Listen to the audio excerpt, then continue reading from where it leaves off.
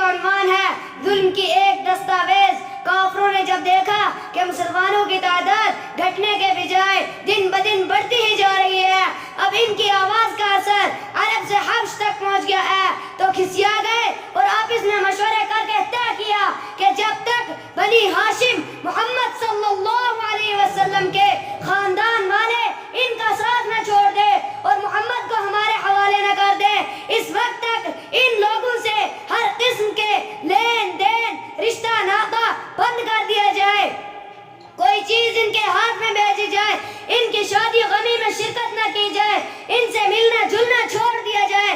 یہ فیصلہ لکھ کر کاغذ کو کعبے میں لٹکا دیا گیا۔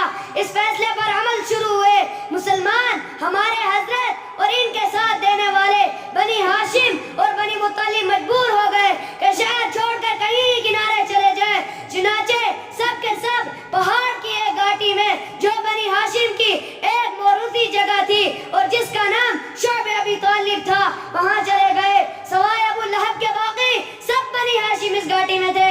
ابو لہب نے ان کا ساتھ نہیں دیا، وہ رسول اللہ صلی اللہ علیہ وسلم کے دشمنوں ہی کا ساتھی بنا۔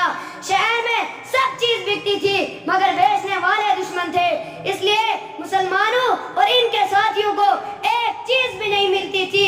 سخت پریشانی اور مصیبت تھی۔ درخت کے پتے سوکھا چمڑا پانی سے بھگو کر چوستے تھے، بچے بلک بلک کر روتے تھے۔ 3 سال تک یہ مصیبت رہی۔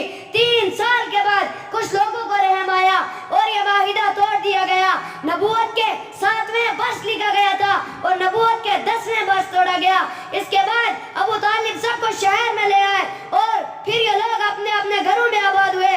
اللہ تعالی ہم سب کو ظلم سے بچنے کی توفیق عطا فرمائے۔ آخر دعوانا الحمدللہ رب العالمین۔ السلام علیکم ورحمۃ اللہ وبرکاتہ۔